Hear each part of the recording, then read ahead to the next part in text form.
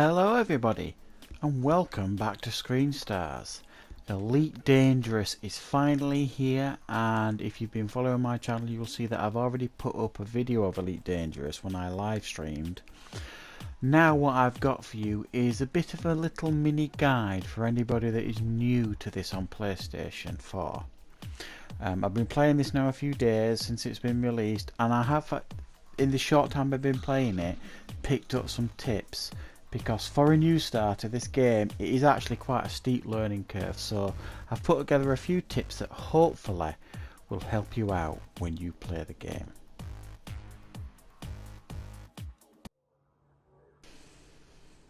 So the first tip I can give you is buy yourself a docking computer. Without it, you're going to find life very, very difficult because it is very, very hard to dock. They're only cheap to buy, so get yourself one as soon as you can. Second, upgrade yourself to an Eagle. They're pretty cheap to buy, as you can see, and it is a distinct improvement on the Sidewinder. Until you get your docking computer, the best tip I can give you when you're docking without it is just to go slow and steady. Another tip I can give you when planning your trips is to make sure you've got enough fuel in your ship to do the trip, that your jump capacity of your ship is enough to make the trip, and I really would suggest early on, the early missions, just to stick to missions that is just one jump away. Rather than complicating matters, just stick to one jump trips until you can upgrade yourself, even past the Eagle. I would say I started doing longer trips once I got up to the Cobra Mark III.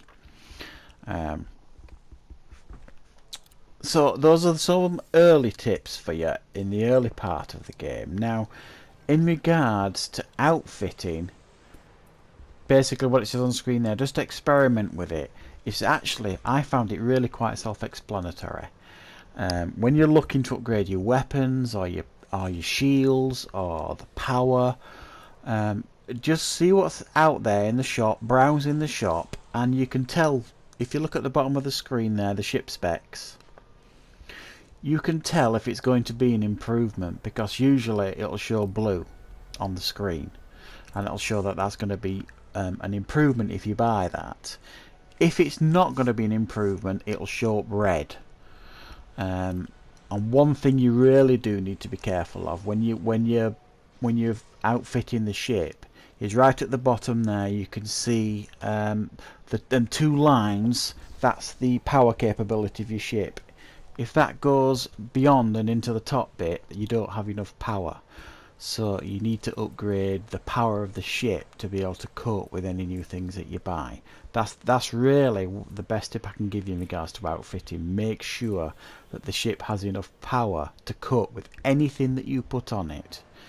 And you can put any number of things. You can weapons, more cargo racks, planetary vehicle hangars, different scanners, all sorts of different things you can put on it. Some of them you won't need, and it will depend on what career you choose. Early on I basically was a trader, and I still am to a certain degree, so I tend to stick mainly to trading missions, and the Cobra Mark III, which is the ship that I was in for quite a while, was perfect because it had enough cargo racks to be able to deliver a decent amount of cargo, but I could also make the ship really quite powerful as well in regards to weapons, so that if I was attacked, and to be fair, if you keep yourself to yourself early on in the game, you very rarely do get attacked. I've only been attacked twice, and I managed to blow up the attacker in my Cobra Mark III. So just experiment with outfitting. It does look complex, but once you start doing it yourself, it is nowhere near as bad as you might think. Now, in regards to what missions to choose, I strongly recommend that you only stick to data delivery missions early on, because they don't take up any cargo space and it's just data that you're delivering. And those are good ones to do. And you can do some trade missions as well, but you need to be sure when you choose a trade mission that you don't want to source materials and bring it back, because that's a bit of a farce early on. Just look for the trade missions, where I'll see if it shows one shortly. It's got like a cylinder with an arrow pointing to the right, as you can see there at the top. Those ones are okay to do as long as you've got enough cargo space, because you're just delivering cargo somewhere. Now, in regards to space travel itself, when you're coming up to approach, because this can be quite tricky. If you look on the bottom left, you'll see them two arrows there going down into the blue. If you go nice and steady on your approach, and keep them lines coming down ever so slowly, and if you'll see on the bottom right there where your speed indicator is, you need to keep that in like the blue area. You see just on the left of the speed, you'll see a little blue line. It's very low down because I'm very, very close to approach. So you need to keep your speed down until you get them two little lines into the blue, and then you could pop yourself out once you get close enough. It'll tell you when you're close enough, and then you just pop yourself out of light speed, if you like, I think it's called. The key to planning your trips is the navigation panel on the left you see there. But you must be sure that any trip that you take, when you plan the route, that you have enough fuel and jump capabilities to do it. If you don't, it will show up as like a broken orange line. If you do, it'll be one straight orange line. So those are some very, very basic tips for any new starters playing this for the first time, or are playing it and can't just get the hang of it. It is a steep learning curve. It is quite a difficult game to figure out, but once you do, it's wonderful. It's an absolutely fantastic game, and I'm really loving it. And I've really, to be fair, only scratched the surface. I've just upgraded from my Cobra Mark III to the Transporter 6, which is my first £1 million ship, and I'm going to use that to make even more money and then upgrade. Keep upgrading my ships until I get one of the real brilliant ones in the game. So keep at it. Keep going with the game. I know it's difficult if you're a new starter, but follow the tips that I've given you early on in this video and you should be okay. If you found this video useful in any way, please subscribe to the channel. I will be putting up more Elite Dangerous videos as I get further into the game too. Thanks for watching, and I hope you enjoy the rest of the video, which will basically just have some gameplay for you to see of my progress through the game. So thanks for watching. Take care.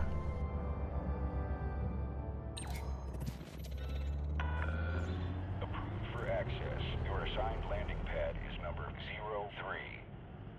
Acknowledged, Commander. Clear for assisted docking.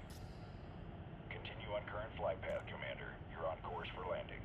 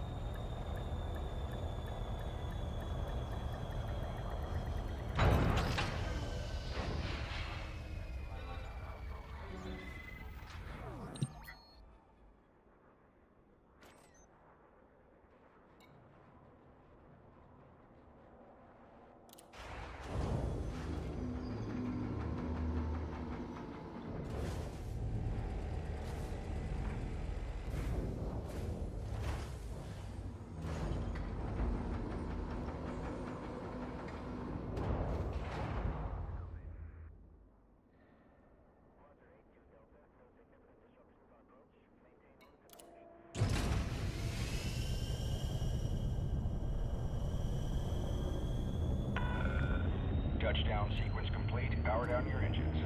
Welcome, Commander. Docking restraints retracted. Clear to ascend.